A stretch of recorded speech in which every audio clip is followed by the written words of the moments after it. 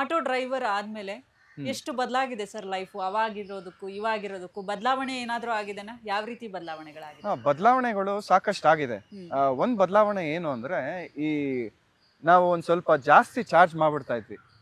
ಅಂದ್ರೆ ನಾವು ಅಂದ್ರೆ I include myself to the auto driver battalion. ಹ್ಮ್ ಕೈ ಬಾಡಿಗೆ ಅಂತೀವಿ. ಈಗ ಯಾರು ಕೈ ಅಡ್ಡ ಹಾಕಿದ್ರೆ ಇವಾಗ ನಾನು ಒಂದು 5 ಕಿಲೋಮೀಟರ್ ಬಾಡಿಗೆ ಅಂದ್ರೆ ಮೀಟರ್ ಪ್ರಕಾರ 20 ರೂಪಾಯಿ ಇಟ್ಕೊಂಡ್ರು ರಫ್ಲಿ 100 ರೂಪಾಯಿ ಆಗುತ್ತೆ 5 ಕಿಲೋಮೀಟರ್ಗೆ. ಹ್ಮ್ ಅದಕ್ಕೆ ಹೋಗಿ 200 300 ಕೇಳೋ ಚಾನ್ಸಸ್ ಎಲ್ಲ ಆಗಿದೆ. ಏನಕ್ಕೆ ಅಂದ್ರೆ ಅವ್ರಿಗೆ ಮತ್ತೆ ಬಾಡಿಗೆ ಸಿಗತ್ತಾ ರಿಪೀಟೆಡ್ ಇಲ್ವಾ, ಅವ್ರದ್ದೇ ಆದ ತೊಂದರೆಗಳು ತಾಪತ್ರೆಗಳು ಇರ್ತವೆ. ಹ್ಮ್ ಇದರಿಂದ ಏನಾಗುತ್ತೆ, ಜನರಿಗೆ ಆಟೋ ಡ್ರೈವರು ಸಿಕ್ಕಾಪಟ್ಟೆ ಚಾರ್ಜ್ ಮಾಡ್ತಾರೆ, ಓವರ್ ಚಾರ್ಜ್ ಮಾಡ್ತಾರೆ, ಹ್ಮ್ ದರೋಡೆ ಮಾಡ್ತಾರೆ. ನಮ್ಮ ಕರ್ನಾಟಕಗಿಂತ ಸ್ವಲ್ಪ ತಮಿಳ್ನಾಡಲ್ಲಿ ಇದನ್ನ ಕೇಳ್ಪಟ್ಟಿದ್ದೀನಿ.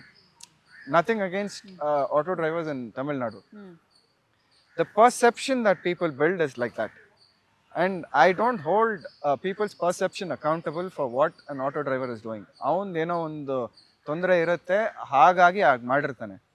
ಅದರಿಂದ ಈ ಮೊನಾಪೊಲಿ ಸಿಸ್ಟಮ್ ಅಂತೀವಿ, ದೊಡ್ಡ ದೊಡ್ಡ sharks, business joints like Uber, Ola, Rapido, they have come, they have taken over.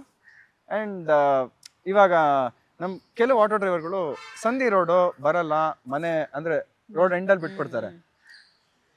ಇವಾಗ ಜನರು ಏನು ಮಾಡಿದ್ದಾರೆ, ಅಡಿಕ್ಟ್ ಮಾಡಿಸ್ಬಿಟ್ಟಿದೆ ಈ ಓಕೆ ಹೊಸ ಓಲಾ ಊಬರ್ ಇದೆಲ್ಲ ಆ್ಯಪು.